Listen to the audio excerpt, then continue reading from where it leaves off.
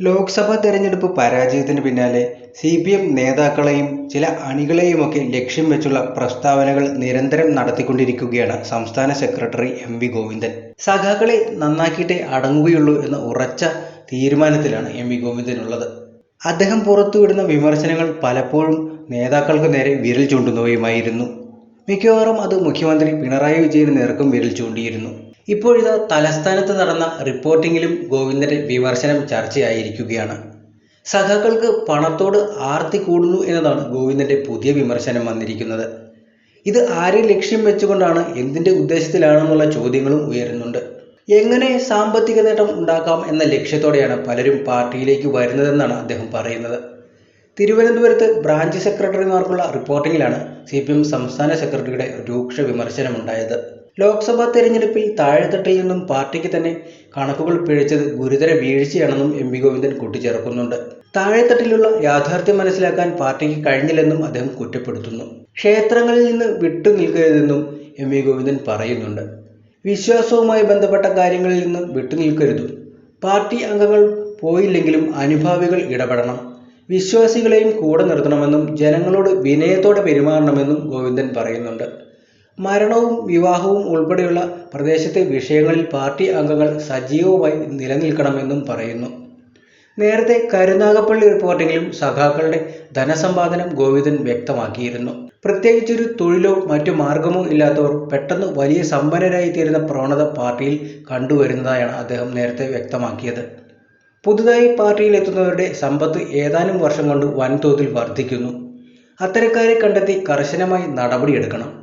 സഹകരണ സ്ഥാപനങ്ങളിൽ ചിലർ തുടർച്ചയായി ഭാരവാഹികളാകുന്നതും ഇത്തരം ദോഷമുണ്ടാക്കുന്നുണ്ട്. മെറിറ്റ് മറികടന്നുള്ള സ്ഥാനക്കയറ്റം പാർട്ടിയിൽ തുടരുന്നുണ്ട്. സംസ്ഥാന സർക്കാരിന്റെ മുൻഗണന ഏതു വിഭാഗങ്ങൾക്കായിരിക്കണമെന്ന് പാർട്ടി സംസ്ഥാന കമ്മിറ്റി യോഗം തീരുമാനിക്കും. 20ഓളം വരുന്ന ജനവിഭാഗങ്ങൾക്ക് അർഹതപ്പെട്ട ആനുകൂല്യം കിട്ടാതെ പോയിട്ടുണ്ട്. ക്ഷേമ പെൻഷൻ മുടങ്ങിയതും പാനൂരിലെ ബോംബ് സ്ഫോടനവും തിരിച്ചടിയായിട്ടുണ്ട്. ഇടത് അനുകൂല SNDP ശാഖകൾ പിരിച്ചുവിട്ട് അവിടെ സംഘപരിവാറുകാരെ കൊണ്ടുവരുന്നു. നവോത്ഥാനത്തിന് നേതൃത്വം നൽകിയ SNDP യോഗത്തെ സംഘപരിവാറിന്റെ കയ്യിലാക്കാൻ അനുവദിക്കരുത്. പാർട്ടി പ്രവർത്തകർ ക്ഷേത്ര സമിതികളിലും മറ്റും സജീവമായി ഈ നീക്കം തടയണം. ജനങ്ങളെ മനസ്സിലാക്കുന്നതിൽ പാർട്ടി നേതാക്കൾക്കും ഘടകങ്ങൾക്കും വലിയ പിഴവ് പറ്റിയെന്നും ഗോവിന്ദൻ പറയുന്നുണ്ട്. നേരത്തെ CPMനെ വെട്ടിലാക്കി കോഴ വിവാദവും ഉയർന്നിരുന്നു. കോഴിക്കോട് നിന്നാണ് ആരോപണം ഉയർന്നത്. PSC അംഗമാക്കാമെന്ന് വാഗ്ദാനം ചെയ്ത് കോഴ വാങ്ങിയെന്ന പരാതി CPMനുള്ളിലാണ് ചർച്ചയായിരിക്കുന്നത്. കോഴിക്കോട്ടെ യുവജന നേതാവിനെതിരെയാണ് പരാതി. 60 ലക്ഷം രൂപ നൽകാൻ ധാരണയുണ്ടാക്കി. ഇതിൽ 22 ലക്ഷം രൂപ കൈപ്പറ്റുകയും ചെയ്തിട്ടുണ്ട്. ഇതേക്കുറിച്ച് സംസ്ഥാന നേതൃത്വം രഹസ്യമായ അന്വേഷണം നടത്തിയപ്പോഴാണ് കള്ളക്കളി പുറത്തു വന്നത്. ഏരിയ സെന്റർ കേന്ദ്രീകരിച്ച് പ്രവർത്തിക്കുന്ന നേതാവിനെതിരെയാണ് ആരോപണം. പാർട്ടിയുടെ മുഖം രക്ഷിക്കാൻ ഇയാൾക്കെതിരെ നിർണായക നടപടി ഉണ്ടായേക്കുമെന്നാണ് സൂചന.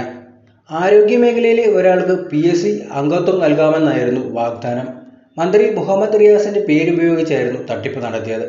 റിയാസിലൂടെ പാർട്ടി നേതൃത്വത്തിന്റെ അംഗീകാരം വാങ്ങി നൽകാമെന്ന് വിശ്വസിപ്പിച്ചു. ഇക്കാര്യത്തിൽ അന്വേഷണം വേണമെന്ന് റിയാസും പാർട്ടിയെ അറിയിച്ചിട്ടുണ്ട്.